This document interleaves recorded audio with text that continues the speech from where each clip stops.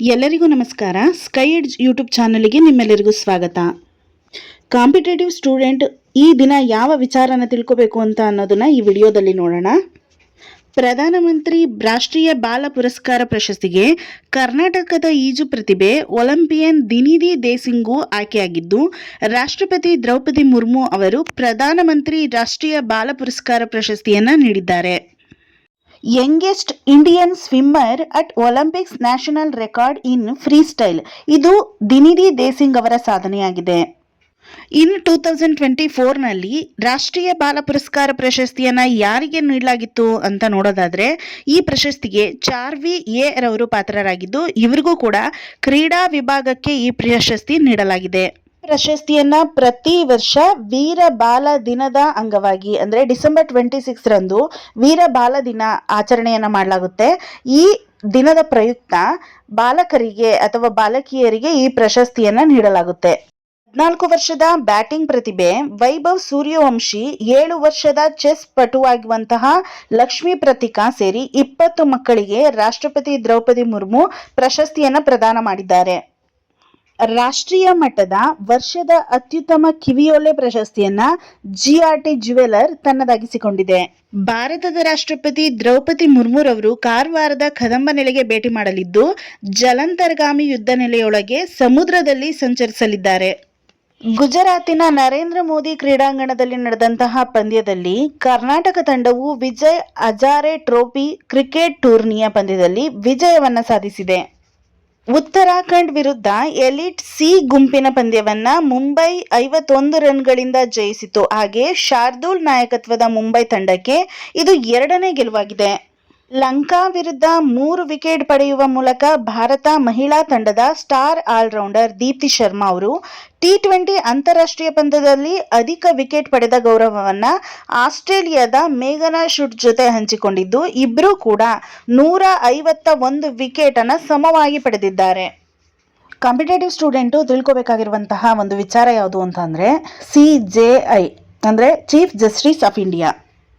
ಈ ಟಾಪಿಕ್ ಸುತ್ತ ಇರುವಂತಹ ಒಂದಷ್ಟು ವಿಚಾರಗಳನ್ನ ಈ ವಿಡಿಯೋದಲ್ಲಿ ತಿಳ್ಕೊಳ್ಳೋಣ. 2025ರಲ್ಲಿ ಸುಪ್ರೀಂ ಕೋರ್ಟ್ 2 ಮುಖ್ಯ ನ್ಯಾಯಾಧೀಶರನ್ನ ಕಂಡಿದೆ.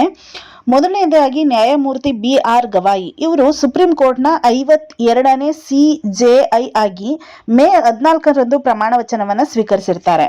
ನ್ಯಾಯಮೂರ್ತಿಯಾಗಿದ್ದಂತಹ ಸಂಜೀವ್ ಖನ್ನಾ ಅವರ ವಯೋನಿವೃತ್ತಿಯಿಂದ ತೆರವಾದಂತಹ ಸ್ಥಾನವನ್ನ ನ್ಯಾಯಮೂರ್ತಿ ಗವಾಯಿ ಅವರು ಅಲಂಕರಿಸಿರ್ತಾರೆ. ನ್ಯಾಯಮೂರ್ತಿ ಗವಾಯಿ ಅವರು ದೇಶದ 2ನೇ ದಲಿತ ಹಾಗೂ ಮೊದಲ ಬೌದ್ಧ CJI ಆಗಿದ್ರು. ಇವರು 2025ರ ನವೆಂಬರ್ 23ರಂದು ನಿವೃತ್ತಿಯನ್ನು ಹೊಂದಿದ್ದಾರೆ. ಗವಾಯಿಯವರ ನಂತರದ ಸ್ಥಾನಕ್ಕೆ ಸೂರ್ಯಕಾಂತ್ ರವರು CJI ಆಗಿ ಆಯ್ಕೆಯಾಗಿದ್ದು ಕಾರ್ಯನಿರ್ವಹಿಸ್ತಾ ಇದ್ದಾರೆ. ಹಾಗೆ ಸ್ಟೂಡೆಂಟ್ಸ್ ತಿಳ್ಕೊಳ್ಬೇಕಾಗಿರುವಂತಹ ಮತ್ತೊಂದು ವಿಚಾರ ಯಾವುದು ಅಂದ್ರೆ 2025ರಲ್ಲಿ ಸುಪ್ರೀಂ ಕೋರ್ಟ್ ಸಿವಿಲ್ ಸೇವಾ ಆಡಳಿತ ವಲಯಕ್ಕೆ ಸಂಬಂಧಿಸಿದಂತೆ ಹಲವು ತೀರ್ಪುಗಳನ್ನ ನೀಡಿದೆ. ಅದರಲ್ಲಿ ಪ್ರಮುಖವಾಗಿರುವಂತಹ 2 ತೀರ್ಪಿನ ಬಗ್ಗೆ ತಿಳ್ಕೊಳ್ಳೋಣ. ಮೊದಲನೇದಾಗಿ ದೆಹಲಿ ಮಾಲಿನ್ಯ ನಿಯಂತ್ರಣ ಮಂಡಳಿ ಮತ್ತು ಲೋಧಿ ಪ್ರಾಪರ್ಟಿ ಲಿಮಿಟೆಡ್ ಪ್ರಕರಣ. ರಾಜ್ಯ ಮಾಲಿನ್ಯ ನಿಯಂತ್ರಣ ಮಂಡಳಿಗಳು ನಿರ್ದೇಶನಗಳನ್ನ ನೀಡುವಂತಹ ಅಧಿಕಾರವನ್ನ ಹೇಗೆ ಹೊಂದಿರುತ್ತೋ ಹಾಗೇನೆ ಆ ಸಮಸ್ಯೆಗೆ ಆ ಹಾನಿಗೆ ಪರಿಹಾರವನ್ನ ವಿಧಿಸುವಂತಹ ಅಧಿಕಾರವನ್ನು ಕೂಡ ಹೊಂದಿರುತ್ತೆ. ಈ ರೀತಿಯ ವಿಚಾರವನ್ನ 2025 ಆಗಸ್ಟ್ 4ರಂದು ತೀರ್ಪನ್ನು ನೀಡಲಾಗಿದೆ. ಹಾಗೆ ಮತ್ತೊಂದು ಪ್ರಕರಣ ಊರ್ಮಿಳಾ ದೀಕ್ಷಿತ್ ಮತ್ತು ಸುನೀಲ್ ಶರಣ್ ದೀಕ್ಷಿತ್ ಪ್ರಕರಣ.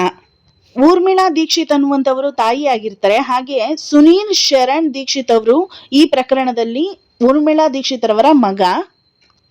ಆಸ್ತಿಯನ್ನ ಪಡ್ಕೊಂಡಂತಹ ಸುನೀಲ್ ಶರಣ್ ದೀಕ್ಷಿತ್ ಅವರು ಅವರ ತಂದೆ ತಾಯಿಗಳನ್ನ ನೋಡ್ಕೊಳ್ಳದೆ ಇರುವಂತಹ ಸಂದರ್ಭದಲ್ಲಿ ಊರ್ಮಿಳಾ ದೀಕ್ಷಿತ್ ಅವರು ಕೋರ್ಟಿನ ಮೆಟ್ಟಲೇರ್ತಾರೆ.